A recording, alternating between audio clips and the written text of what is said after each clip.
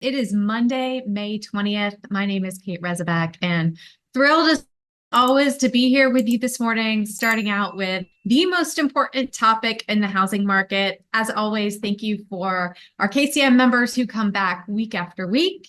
And if you're new, welcome to the deep dive. We are excited to have you here.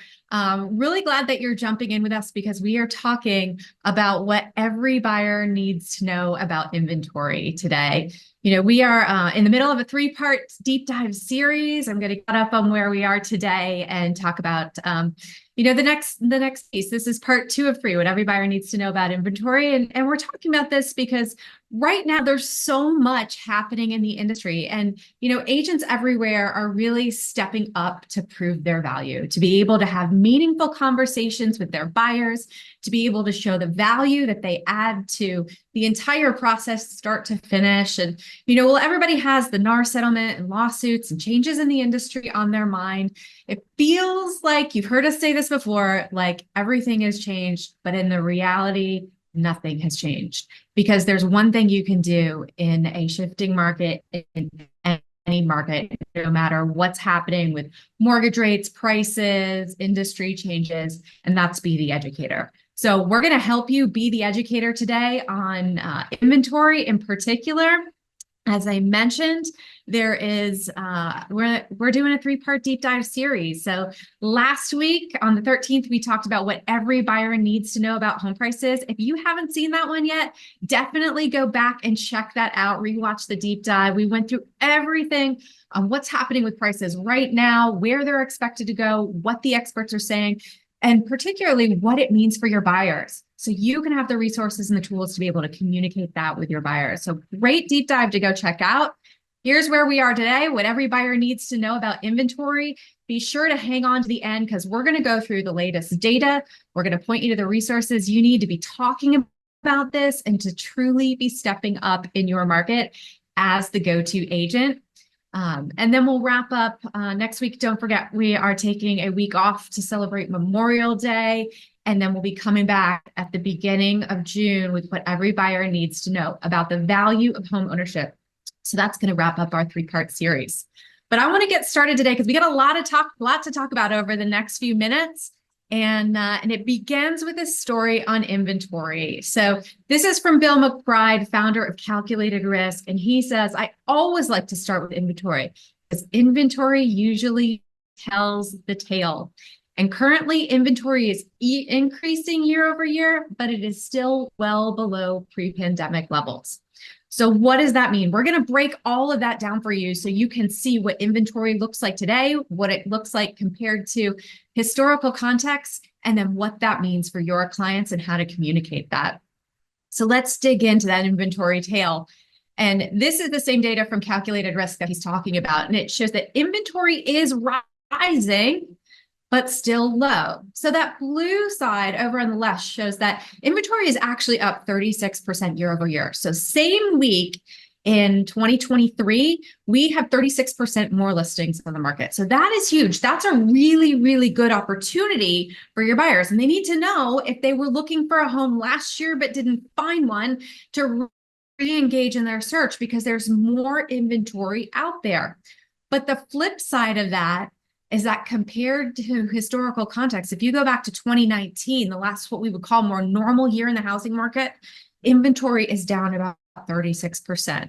So, that's where the story starts, is rising, more options. We need to be able to communicate that, but we also need to be able to help buyers navigate through the process because it's certainly still tight. We're not out of the woods yet when it comes to a tight inventory type of situation. So let's break this down a little bit. If we look at what existing homes look like, this is active listings in April of each year, going back to 2017. We can see that green bar over on the right shows that active listings are ticking up this year, more this year compared to last year, certainly more compared to 2021 and 2022 when inventory was extremely tight, but not as much as what we had compared to a normal market. So, what this means is that more listings, more opportunities for someone who might have been they were looking for, But as they do this to move quickly, they still need your guidance. And this is where your value as a buyer's agent comes into play, guiding them through this process so they can find the inventory, they can find the house that they're looking for, and have your support along the way. Let's take a look at this in another way. This is data from realtor.com, and this shows that active monthly listing counts are rising this year. So that thick green line goes through April of 2024, and it shows that inventory started out low, but is continuing to rise. And it's rising at a faster rate than what we saw in the last few years. Those lines below it show inventory is rising faster now than it did at this time last year and the previous years.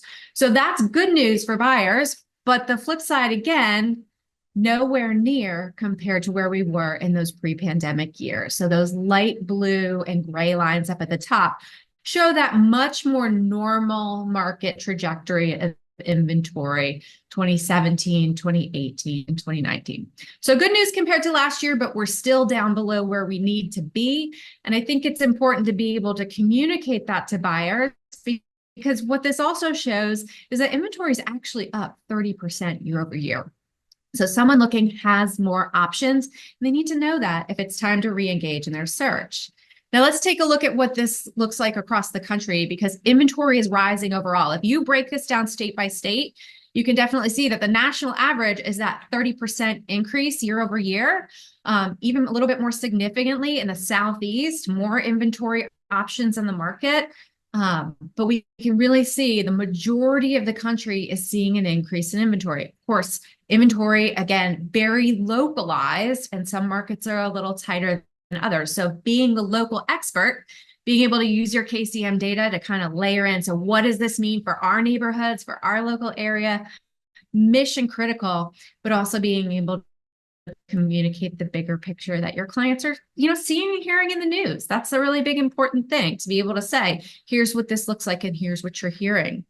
Now, if we take this on a month over month look, we can see national averages inventory is up 5.7% month over month. So as the spring market has kicked in, we're definitely seeing more homes on the market, more options for buyers.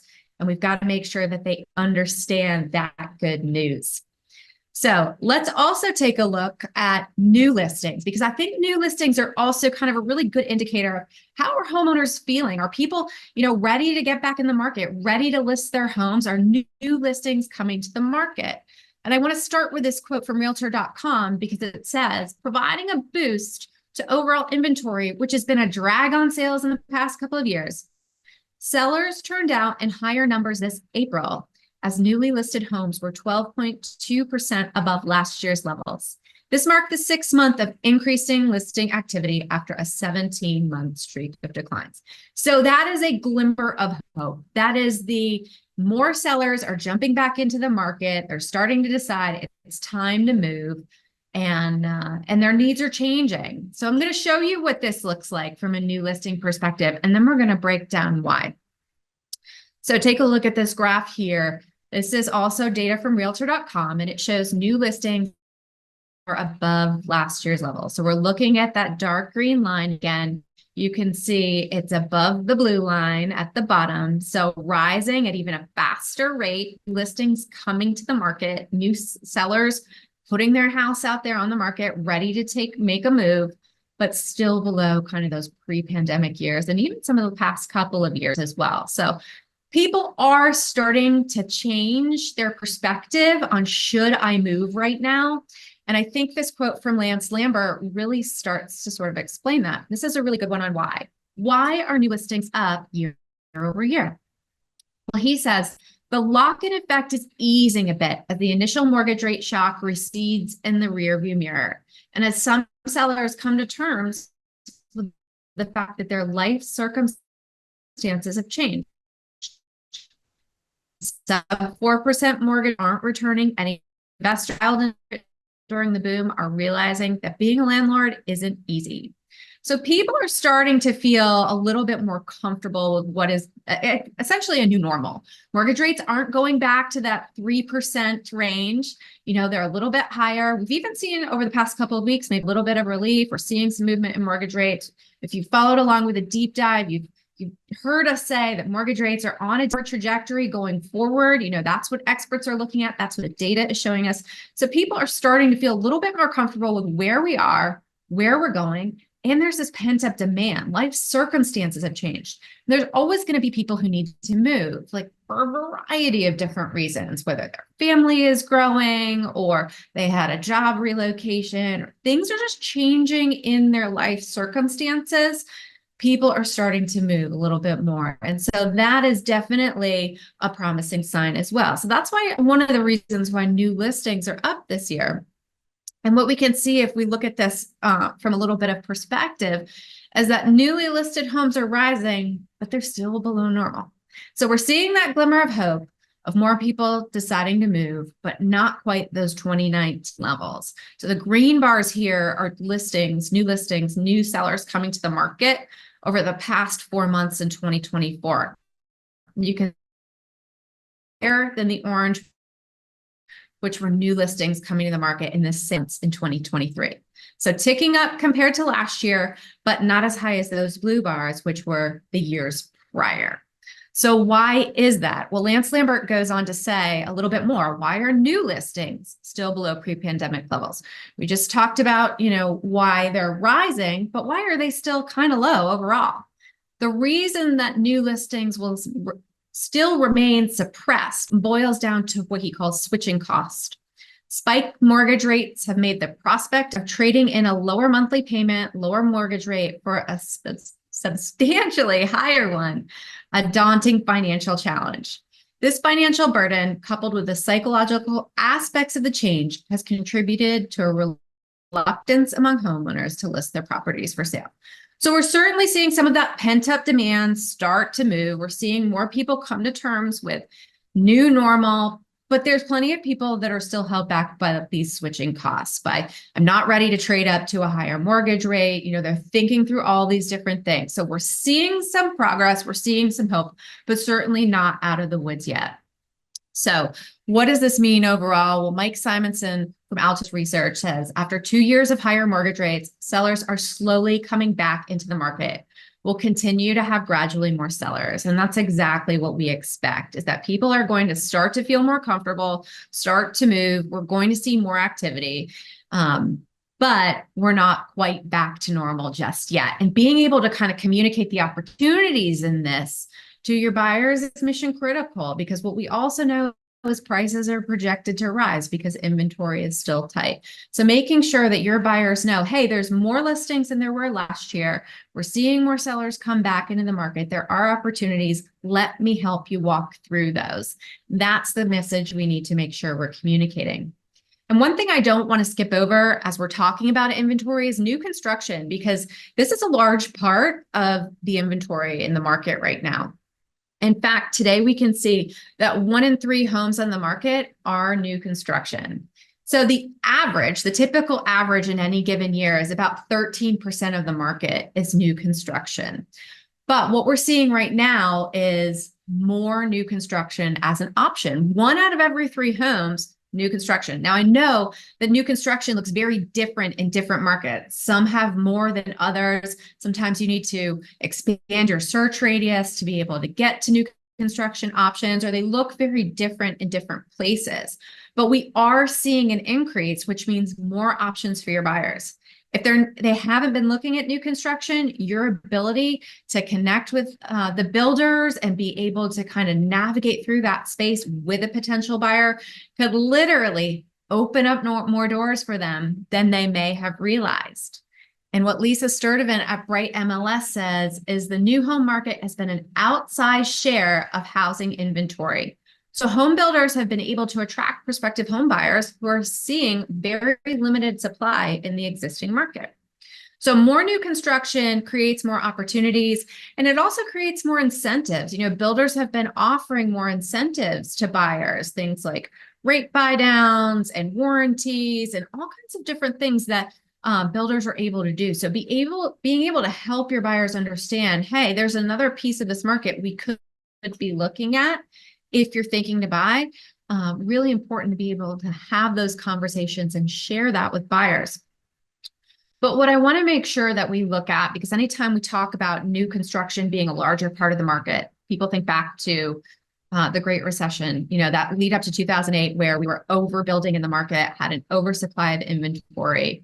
What I want to assure you of is that we are nowhere near right now. This is single family housing units completed. It goes all the way back to the 1970s. And what those green bars show are the 4 years where we had a record-setting number of single family homes built in this country. That was one of the reasons that led to an oversupply. Everything crashed in the market. We know that story. We are certainly not there yet, because if you look at the red bars over on the right, you can see that for 14 to 15 years, we have been underbuilding in this country. So builders are starting to tick back up, and that supply of new construction is growing, but it's certainly not taking us back to anything that would be concerning as an oversupply in the market. We're nowhere near that. It's going to take years and years to catch up to normal and where we need to be. And you can really see in this graph where new construction kind of fell off 2008, 2009, and it's been an underbuild ever since. So keeping that, there's certainly nothing to fear. We talk about that all the time, why we're not headed for a housing crash, but seeing more new construction is good news for buyers and good opportunity for them to find more listings in the market. And they certainly need your help to do that. So what does all of this mean for inventory? When we think about the big picture, let's take a look at what Danielle Hale, chief economist at Realtor.com, says. She said, sellers are starting to warm up to the current environment, wading into the market in increasing numbers despite market mortgage rates that are likely above their existing rate if they have a mortgage. As seller optimism swells, we may see even further inventory gains later in the season that will likely create a more balanced environment for hopeful home buyers. So we're seeing sellers kind of tiptoe back in the market. We're seeing, that seller optimism, that consumer sentiment. Is it a good time to sell? We've been seeing that rise. Sellers are coming back into the market slowly but surely and creating more options for buyers. That, coupled with the new construction options that we're seeing, definitely more opportunities than someone would have had a year ago. And those are the conversations we need to make sure our clients understand. And they need your help, because for those who are ready and able to buy, these are the opportunities right now. You hear us say all the time, we're never going to pressure anybody into buying. That is not what we're here for. But to understand the market, to make confident decisions, that is the gap we want to close and help your buyers understand your value in the process too, and how you can help them through it. Because here's what I want to walk you through. It's really important to walk away from the deep dive today and to understand all of this, to truly have a foundation of knowledge. We've gone through all the data. We've looked at what the data says, how inventory is rising, how it compares historically. This is a great foundation of knowledge, but it certainly isn't everything. Because if it stays here with you, and you absorb all of this and you're like, I get it, I got it, I understand it, that's fantastic. But the way to really help your clients and the way to drive your business and the way to truly go prove your value is to be able to share your knowledge, to be able to get out there on social media and talk about what's exactly happening and be able to record videos and put it into your own words. Tailor it to your own local market, sharing your knowledge, and then having powerful conversations where you engage actively with your clients and you proactively go out there and start talking about this and understand their pain points and their needs and how you can answer their questions. And you get ahead of those things, sharing and engaging actively. That's where the magic happens. That's where you are able to step up, step in, and be a leader in this market. Not just understanding the information, but being able to explain it. And this is where we see a lot of agents fail. This is where it kind of stops. It's one thing to understand it, and it's a different thing to be able to communicate it. And that's what we want you to be able to do.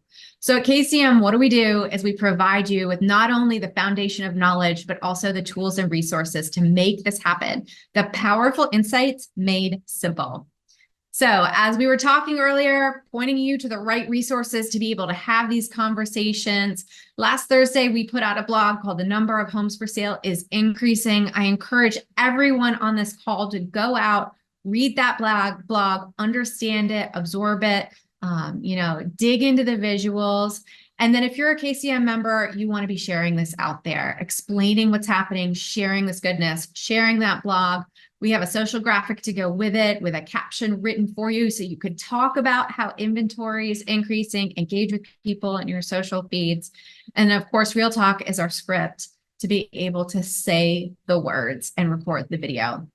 One thing that's great about Real Talk, I want to just double down on, is that even if you don't share the video, if you read the blog and you share the social graphic and you record the Real Talk and you go, I'm not ready to put that out on social yet, just say the words. The more you say it, the more you talk about it, the more comfortable you are going to be with the topic, and then you can share it. So I'd encourage you to go ahead and practice it, get it out there, share, engage, do all the things. You can go to trykcm.com to check these resources out if you don't have access to them already. Really want to put those in your hands. And then another thing we've put together recently that I think is really powerful is our buyer consultation template. Now, I want you to follow everything that you should be doing with your brokerage on how should a buyer consultation work? What are your steps? What is your process? But this may be a great supplement for you because it really starts to dig into the needs of your client. How do they understand your value by you understanding their needs? What are the questions to be talking about and how to engage with a potential buyer? So it's really about not just knowing the information, but sharing it and engaging in it and having some great conversations along the way. Because it's the agents who can explain what's happening in the market that are going to make the difference. So that wraps up what we were talking about with inventory, improving your value today. Want to remind you all that we are going to take the week off next week for Memorial Day. We will not have a deep dive next Monday, but we will be back at it for the third part of our 3-part series on what every buyer needs to know about the value of home ownership. That'll be on Monday, June 3rd, as we kick off National Home Ownership Month. Going to tug at the heartstrings a little bit and talk about some of the non-financial benefits of home ownership. People get caught up in the dollars, the cents, the financials, and that's certainly a really important part of buying a home. But we don't want anyone to forget the value and the meaning of home as well.